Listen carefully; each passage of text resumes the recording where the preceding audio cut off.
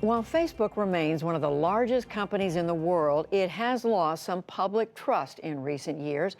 That erosion is due in part to the Cambridge Analytica scandal, Russian interference in the 2016 election, and problems with privacy.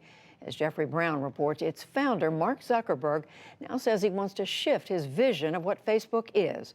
For the record, the NewsHour has some partnerships with Facebook. A redesign, but also a kind of rethink, as Mark Zuckerberg seeks to turn the social network into a platform more focused on private encrypted communications between individuals and groups. During a presentation yesterday, Zuckerberg showed how the traditional Facebook platform would look in the future.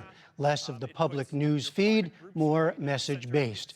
But as it tries to change, it's worth remembering Facebook earned nearly $56 billion in revenues last year, much of that from targeted advertising tied to public posts. And this all comes as the company has said it expects to be fined up to $5 billion for privacy violations by the FTC. Elizabeth Dwoskin is the Silicon Valley correspondent for The Washington Post. She interviewed Mark Zuckerberg earlier this week and joins us now. Thanks for joining us again, Elizabeth. So what do you see as the most important change here? The most important change, hands down, is that Zuckerberg is consciously making a decision to limit Facebook's ability to collect data. Right now, especially on Facebook Messenger, they can read your messages if they need to. That helps them with law enforcement, that helps them fight Russian operatives and other bad actors, and it also helps them in their massive ad business.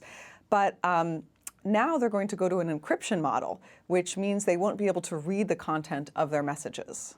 So why are they doing this? I mean, and we should say this involves integrating all of Facebook's assets, right, including WhatsApp and Instagram. What is he saying? What is Mark Zuckerberg telling you about why they're doing this? So Zuckerberg would say it's all about privacy, but one thing you have to understand about Mark Zuckerberg is that he's a master of following trends and getting credit for leading those trends. First of all, Tim Cook, Apple CEO, has been talking about privacy for a while, and if you're an iPhone user communicating with another iPhone user, your messages are already encrypted. WhatsApp, which Facebook owns, is already encrypted, but that's not because of Facebook. That's because the former founders of WhatsApp, who both left the company in frustration, believed in encryption.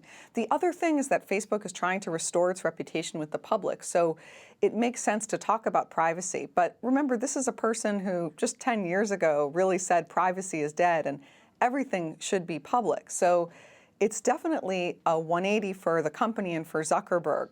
But there's a little bit of a, if you want to call it a bait and switch here, but just to remember, Facebook owns Instagram, Facebook owns Facebook, and Instagram is growing like gangbusters, and Instagram is a public social network. So they're not saying we're going to get rid of the public social network. They're just saying that we're going to double down on messaging, which, by the way, is where the world is going anyway. Think about how often you text message versus post in a social network these days. And what about the business model? What are they saying about how they'll make money with this new approach?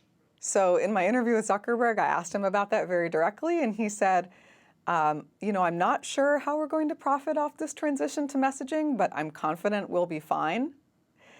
So I'm looking at that thinking, they're going to find a way to collect data about you, even though they can't read the messages. And potentially that will come from the fact that they're making all their services interoperable. So you think of Facebook as a social network, but Facebook is a conglomerate of WhatsApp, Instagram, Facebook, Messenger. And now they're going to unify them. You can send a message to WhatsApp, someone on WhatsApp, through Facebook.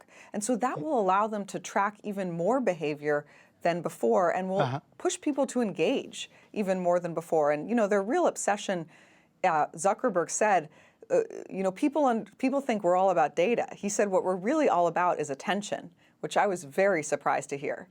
So very briefly, if you could, in 30 seconds, just since you talked to him, what's your sense of how confident he is about these changes and how committed he is to real change, especially concerning privacy?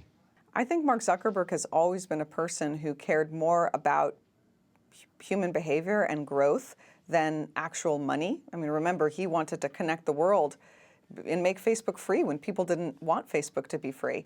So I think he's confident that if we win in the attention game, the dollars will follow, and so far Wall Street rewards that. In terms of the sincerity around privacy, just remember, in order to get people's attention, if Mark says that's the most important thing, you need to know things about them. You need to collect data.